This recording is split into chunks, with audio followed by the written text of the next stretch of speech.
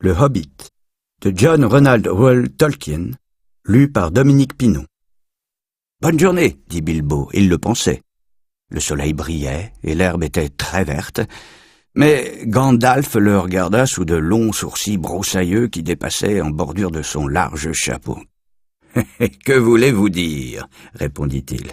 « Me souhaitez-vous une bonne journée ou êtes-vous en train de dire que c'est une bonne journée que je le veuille ou non, que vous êtes en bonne forme aujourd'hui, ou que c'est une journée où l'on doit être bon ?» Tout cela en même temps, dit Bilbo, et c'est une bien belle journée pour fumer une pipe en plein air, qui plus est. Si vous en avez une, asseyez-vous et prenez un peu de mon tabac, rien de presse, nous avons toute la journée devant nous.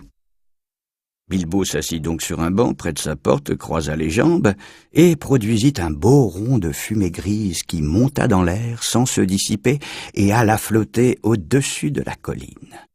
« Oh, oh, oh, oh, très joli, dit Gandalf, mais je n'ai pas le temps pour les ronds de fumée ce matin.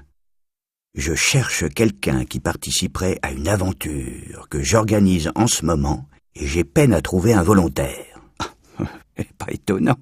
Dans ce voisinage, nous sommes des gens simples et tranquilles et les aventures ne nous intéressent pas. Quel tracas, quel inconfort, quelle horreur. De quoi vous mettre en retard pour le dîner. Je ne vois pas ce qu'elles ont d'attirant, dit notre monsieur Bessac, glissant un pouce derrière ses bretelles. Et il lança un nouveau rond de fumée, encore plus grand que l'autre. Puis il sortit son courrier du matin et se mit à lire, faisant mine de ne plus se préoccuper du vieillard.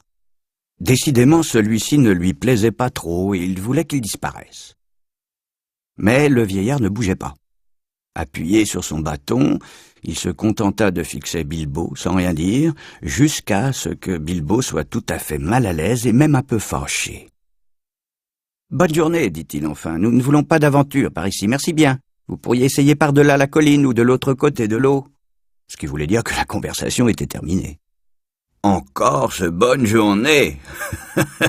fit Gandalf. « Maintenant vous dites que vous voulez vous débarrasser de moi et que ce ne sera pas une bonne journée avant que je m'en aille. » « Pas du tout, cher monsieur, voyons, je ne pense pas connaître votre nom. »« Si, cher monsieur, et je connais le vôtre, monsieur Bilbo Bessac. Et vous connaissez le mien, même si vous ne vous souvenez plus de celui qu'il porte. Je suis Gandalf, et Gandalf est mon nom. Jamais je n'aurais cru qu'un beau jour, le fils de Belladonna Took m'enverrait promener comme si je vendais des boutons à sa porte. Gandalf, bon sang de bonsoir. Pas le magicien errant qui a offert au vieux Took une paire de boutons magiques en diamant qui s'attachaient tout seul et ne se défaisaient que sur commande.